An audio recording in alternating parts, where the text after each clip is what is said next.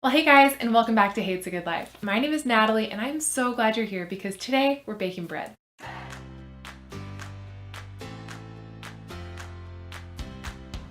Now, I decided I wanted to start baking our own bread about 2 or 3 months ago for about 3, maybe 4 main reasons. The first reason is that this is a total homesteading skill and one that I really want to hone in on. The second reason is that when you make something yourself, as with all things, when you make it yourself, you know exactly what's going in it. Now, I don't know about you, but I've been reading those labels on the bread in the store and I'm not so comfortable with all those ingredients, so I decided I would start to make our own bread when and where possible. And the last reason I started making bread is simply out of frugality. Bread can be pretty pricey, especially if you're buying the organic stuff, and I just don't want to pay that much money. So I decided to start baking bread. Now, what I've found out along this journey is that there's basically 3 classes of breads, at least from what I understand as a novice. There's your soda bread. That's like Irish soda bread, the stuff that you have on St. Patty's Day. It's loaded with sugar and candies and it's dense and moist and chewy and oh so good. It's made with baking soda, so you're like guaranteed to get a rise out of it. Next, in the middle of the complexity scale is baking bread with yeast. Now, I was really excited about this. I thought like this is how you make bread. I was wrong. This is, again, not quite the real way to bake bread, but one step closer. Now, why isn't it the real way to bake bread? Because the yeast, that dry active yeast that you've seen in your mom's pantry or maybe that you use at home, it's made in a factory, it's man-made. And it's man-made to simplify the bread baking process. So I was all jazzed on making my own bread and using yeast, but it turns out that it's kind of a shortcut for the real deal. Over here on the more complex side of the scale is sourdough bread. That is made with using a starter. Now, a starter is something that you have cultivated. A starter is like this little bioactive thing that you can make in your own kitchen, and that's actually what we tried to make. We failed on our first starter, but we're gonna try again. We tried to make it here and it's kind of hard to get it started, like hard to get the starter started. It's like a little animal. It contracts and expands and contracts and expands for about 10 days from the beginning of starting it. It takes about 10 days to grow into like this living creature. And then when you're ready to bake bread, you take part of that living creature, you dissolve it in water, you add your flour, and by adding that and mixing that with everything, and then that animal helps expand everything and create bubbles, and then that's where the bubbles come from and that's where your rise comes from. Most people would say it's one of the more nutrient dense breads that you can eat. That's another thing that interests me about bread baking, is that so often we're eating these bread calories and they're calories, but they're not really nutrients. There's a difference. And so sourdough bread can be and is usually seen as one of the healthier options, the more nutrient dense option. Out of all 3 of those options, today we are in the middle zone. This is the zone that I've been focusing on. We are focusing on the added yeast version of bread, okay? So hopefully that gives you guys some information about, the different classes of bread that are out there, and hopefully gives you an idea of where we're landing today, which is in the middle zone, on the manufactured yeast bread zone, which is, in my opinion, still better than store-bought because you know exactly what's going in it. And this recipe only has 5 ingredients. Yay, we like that. I like simple ingredients. So without further ado, it is time to get cracking on this bread.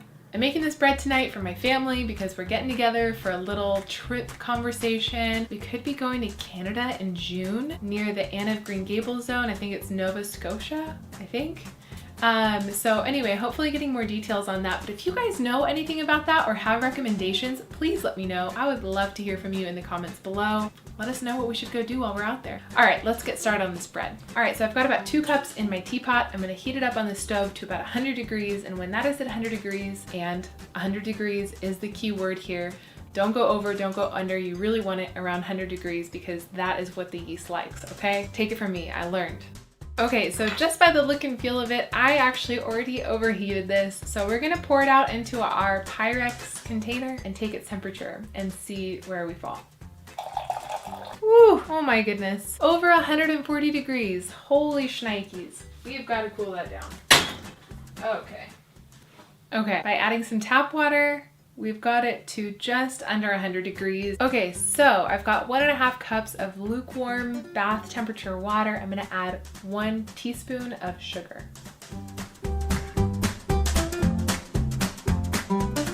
All right, my sugar has dissolved in the water and I'm just going to gently pour my yeast into the water. Some has fallen, some has stayed to the top. I found that by allowing some to stay at the top and some to kind of sink down to the bottom, that's where I get my best result.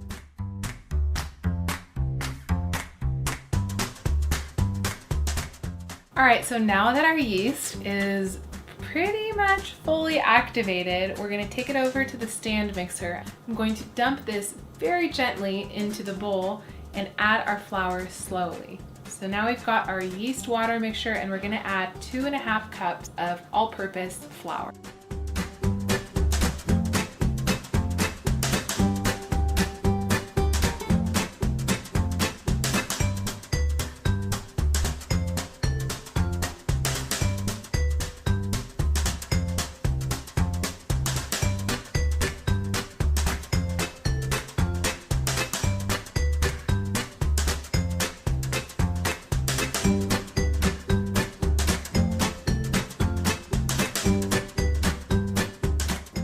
And now for the fun part. We are going to gently tip this out. We want to leave the air bubbles intact. And now we're basically going to fold our dough over onto itself.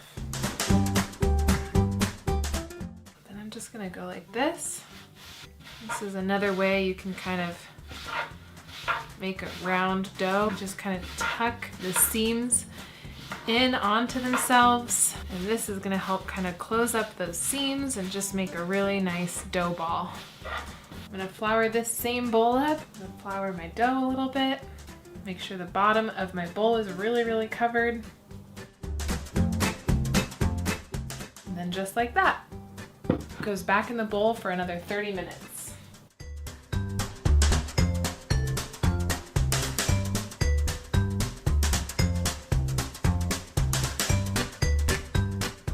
Look at that bread, you guys. All right, so we are ready to put this in our pan. Okay, so I'm just gonna dump this out and we're going to leave it seam side up and place it into our Dutch oven.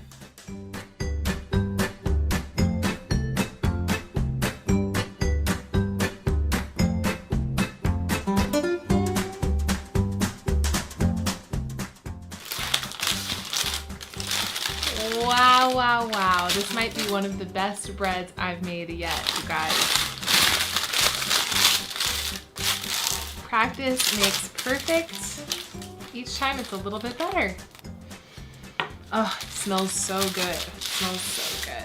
So this bread turned out amazing. It smells so good. I wish there was smell-o-vision so that you could smell how wonderful this smells, but you know what that means? It means you're just gonna have to make this wonderful recipe yourselves. I'll link everything down below. I have to get myself to family dinner. I have to recompose myself after that live stream tonight. You guys made my week. That was so fun. Please join us. It was really a lot of fun. We wrote a Western song about a man and whiskey and relocating so that he could have some chickens. It was really fun and I'm like still laughing about it. So please stay tuned for that and join us live on YouTube. All right, I really have to go. I'm gonna be late for dinner. So off I go. I'm gonna take the bread with me and I'm gonna go. Okay, bye. Oh yeah, PS, if you like this video, give it a thumbs up. If you want more from me, subscribe. And for the latest around here, hit the bell as well. Thanks so much, you guys, and I'll see you next time.